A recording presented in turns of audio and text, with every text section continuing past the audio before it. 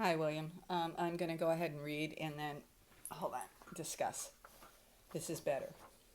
An isolated Catholic orphanage is peddling children to the international slave trade.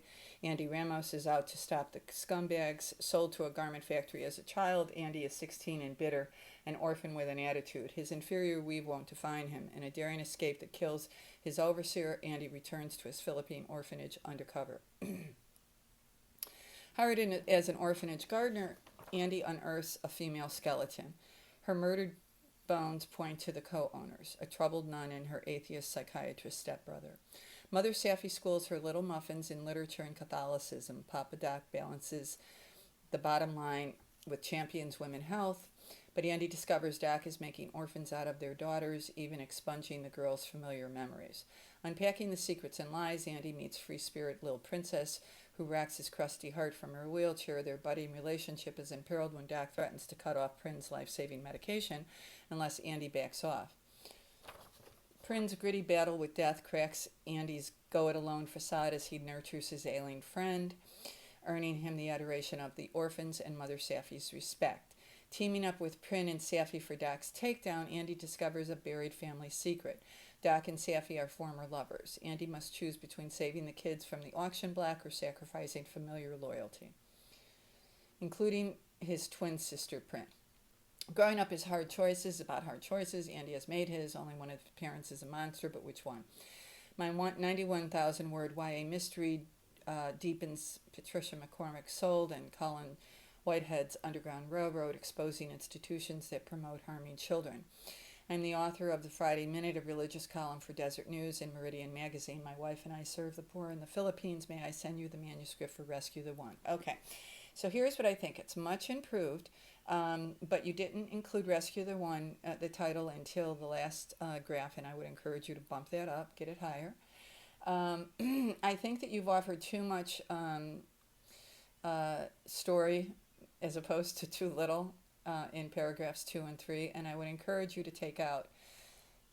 I challenge you to find two sentences, one in each of those graphs, that absolutely don't add to the drama. And remember, that's why we are writing these queries to hook our readers, and we hook our readers on drama. Okay, and this is much more dramatic, so that's great. One of the sentences that might be worth looking at for deletion is, but Andy discovers Doc is making orphans out of their daughters, even expunging the girls' familiar memories. Excuse me. So he went back to this orphanage already knowing that there was no good happening there, is what I'm assuming, because he was sold and put in, a garment labor camp, essentially. Um, I like the protagonist. Um,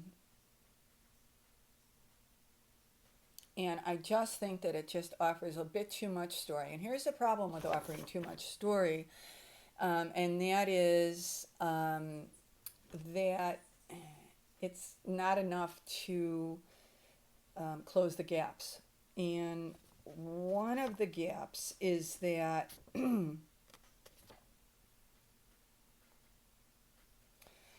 Doc doesn't feel evil enough until he threatens to cut off Prin's medication. Um, and if Andy's teaming up with Prin and Safi for Doc's takedown, um, something that he discovers makes him wonder if, in fact, she's part of the cabal. Um, so I think that there's just a bit too much here that makes us go, what? Wait a minute. Um, but I like it. It's better. And so I'm just going to say this. Just take out a sentence in the second paragraph, take out a sentence in the third paragraph, and see if you can't increase the tension by doing that. Okay? Because remember, what we want to do is we want to increase the tension.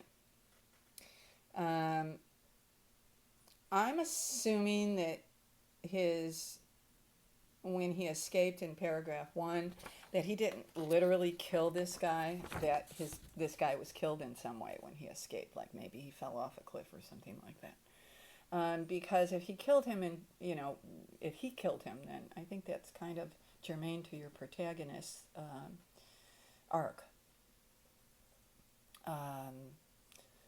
But I won't go down that road because I'm going to assume that he just gets killed. And then the other thing, I think, because child endangerment and child slavery is so disgustingly popular, you might, in that last paragraph, instead of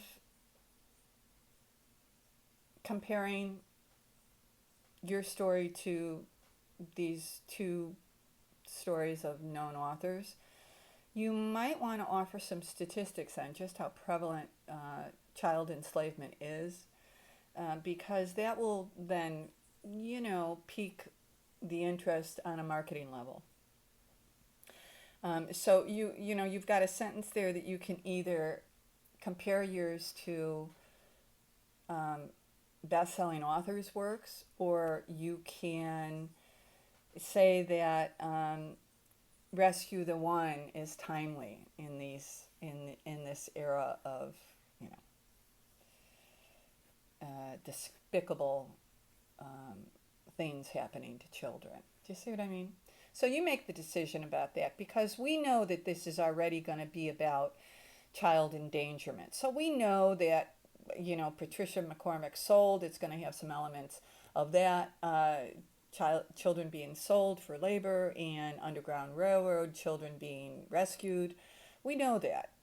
So it's a judgment call. But if I were you, I would really consider taking that line out and putting in a line about how relevant this topic is, that you seem to have a pretty good handle on. I hope this is helpful. You can see how tough it is to write query letters, William. And it's also very tough for someone critiquing them who really hasn't read the story. So I have to glean from what I've read in these 3 query letters, and that you also said that you're being received well when you read it, that you have a solid handle on this story. So I'm just going to leave it with just edit out a sentence in graph 2, edit out a sentence in graph 3 that absolutely is not necessary, rework the rest so that they all flow nicely, and then consider taking out that sentence in the last graph and adding some statistics. I didn't see how long this letter is, though, so if it's not that long, you might want to consider keeping that in there, but also adding, let me see if I can get a word count on that, also adding